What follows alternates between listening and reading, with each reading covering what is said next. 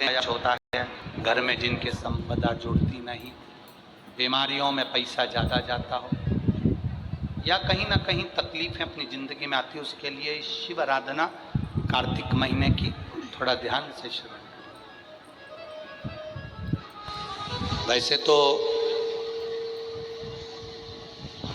कार्तिक महीने में जो 3 नवंबर से 9 नवंबर तक ब्रज की भूमि में कोसी कला में जो शिव महापुराण की कथा है 2 बजे से 5 बजे तक, उसमें हम वर्णन करेंगे ही गोपेश्वर गोपी शिव महापुराण की कथा में। फिर भी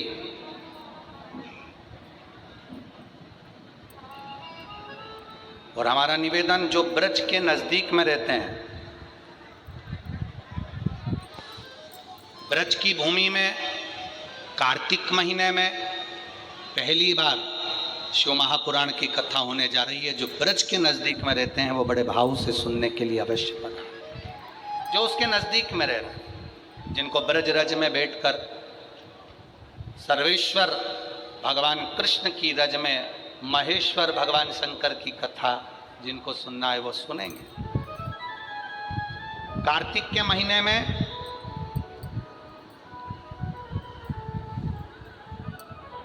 पूर्णिमा से पूर्णिमा के बीच में जो सोमवार पड़े, प्रदोष पड़े, शिवरात्रि पड़े, प्रयास करना, अगर बहुत कष्ट की जिंदगी चल रही हो तो शिवरात्रि, प्रदोष और जितने सोमवार पड़ रहे हो कार्तिक में 4-5 जो सोमवार पड़े, उसमें एक बेलपत्र अशोक सुंदरी वाली जगह पर और शमी पत्र देवादिदेव महादेव के ऊपर,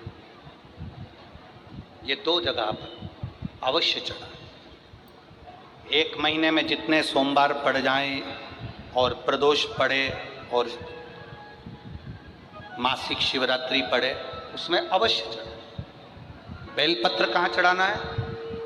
जम के बोलो जरा। अशोक सुंदरी की जगह। और शमी पत्र कहाँ चढ़ाना है? देवादिदेव महादेव के।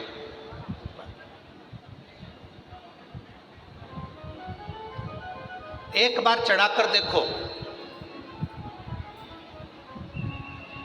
आपके जीवन का जो आनंद है, जो अपने हृदय की कामनाएं हैं, अपने हृदय के भाव हैं, कार्तिक का जो महीना है भगवान षडानंद कार्तिकेय जी के लिए मूल है। इस षडानंद कार्तिकेय जी ने जब तारकासुर का संहार किया था, तारकासुर को जब मार दिया था, तो 33 कोटि देवताओं ने षडानंद कार्तिकेय जी को वर प्रदान किया।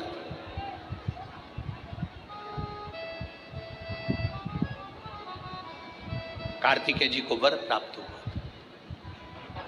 तो लक्ष्मी जी ने और भगवान नारायण ने षडानंद कार्तिकेय जी से कहा, ए स्कंददेव, हे कार्तिकेय, कार्तिक के महीने में जो दीप दान करता है उसके घर में कभी संपदा की कमी नहीं आती है।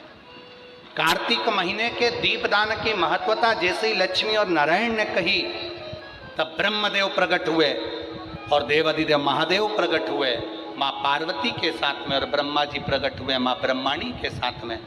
उन्होंने वर प्रदान कर दिया। षडानंद कार्तिकेय भूलवश भी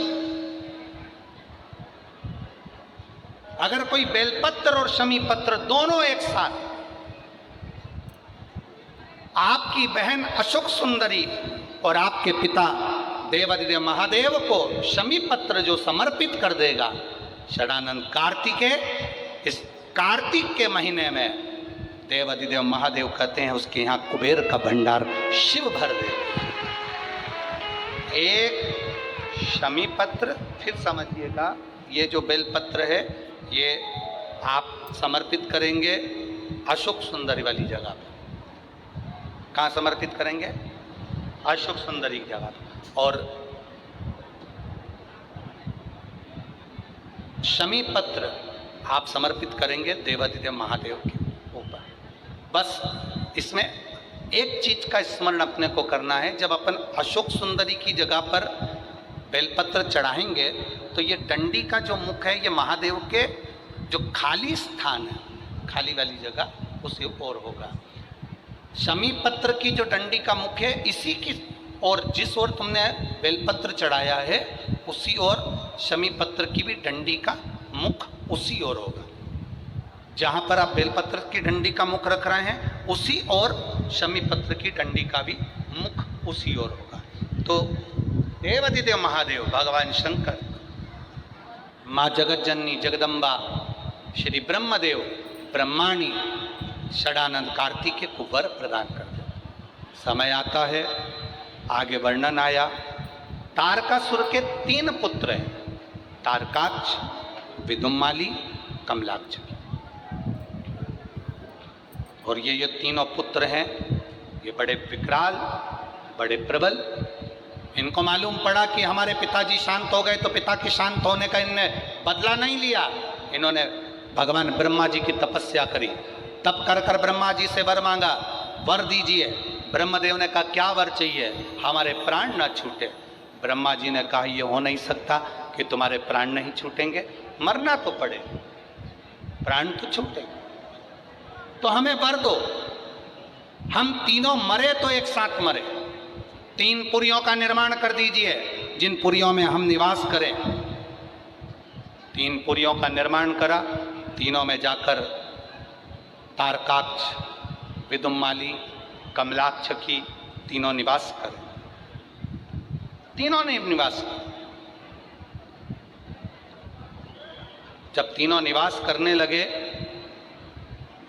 सोने की पुरी, तांबे की पुरी, लोहे की पुरी। पुरी का मतलब होता है क्षेत्र जिसके अंतर्गत वो रह रहा है। तीनों ने सुंदर सुंदर महल का निर्माण किया, तीनों। और सुंदर महल का निर्माण कर कर तीनों जब रहने लगे, हाहाकार मच गया। तीनों ने विचार कर लिया कि अपन तीनों कभी नहीं मिलेंगे एक जगह पर, कभी एकत्रित नहीं हो। यह हमको सीखने की बात है। शिव महापुराण की कथा बहुत कुछ सिखाती है हमको।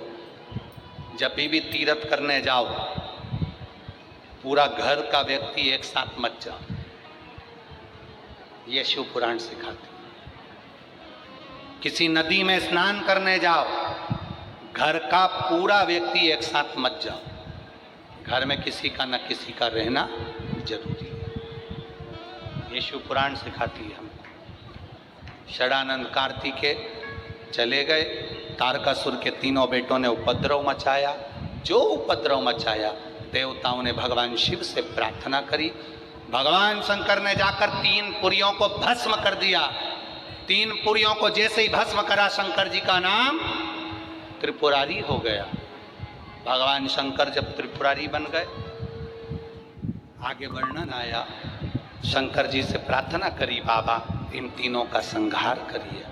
देवाधिदेव महादेव ने देवताओं से कहा कि तुम सब पशु बन जाओ और मैं तुम्हारा पति बन जाता हूं। भगवान एक बड़े नंदी का रूप धारण कर, और भगवान शिव ने एक बड़े नंदी का रूप धारण कर कर देवताओं से कहा तुम पशु बनो। देवता पशु बनकर भागने लगे। भगवान शंकर पीछे पीछे उनके भागने लगे। देवताओं से भगवान शंकर ने कहा पशु बनकर जाना, तीनों पुरियों में प्रवेश कर जाना, तीनों पुरियों के राजाओं को एक जगह इकट्ठा कर लेना, मैं उनका संहार कर दूंगा। तीनों पुरियों के राजा एक जगह एकत्रित हो गए। शंकर भगवान बड़े नंदी का रूप लेकर उनको मारने के लिए सींग से पछाड़ने लगे। जैसे तारकाक्ष विदुम्माली को पछाड़ा, नीचे से कमलाक्ष की निकल गया, उसने फरसा उठाकर शंकर भगवान का सिर काट दिया। बड़े नंदी का रूप देवाधिदेव महादेव लिए थे। जैसे ही पशु भगवान पशुपति बनकर जो गए थे, उनका जो सिर कटा वो नेपाल में जाकर गिर गया, धड़ केदार में जाकर गिर गया, तो केदारेश्वर हो गए। और शीश गिरा नेपाल में, तो पशुपति नाथ, भगवान शिव पशुपति नाथ। शंकर जी ने देखा कि ऐसे मरने वाले नहीं हैं। शिव जी अपने असली स्वरूप में आ गए। हाथ में त्रिशूल लेकर देवाधिदेव महादेव ने तारकाक्ष विदुमाली को मारा, पीछे से कमलाक्ष फिर आया, शंकर भगवान ने उसी त्रिशूल के पीछे के नोक से कमलाक्ष को मार दिया। तीनों के प्राण छूट गए। देवताओं ने पुष्पों की वृष्टि कर दी। चारों तरफ आनंद की अनुभूति हो गई। बोल पशुपतिनाथ भगवान की हर हर महादेव। बोल बम का नारा है, सारी समस्या का हल, शिव तत्व की प्राप्ति हो गई। जानकर देवताओं ने आनंद पाया। भगवान शंकर जी ने पाशुपत्य अस्त्र और पाशुपत्य व्रत दोनों को प्रकट किया। क्या क्या चीज प्रकट करी? जम के बोलो जरा। पाशुपत्य अस्त्र और पाशुपति व्रत।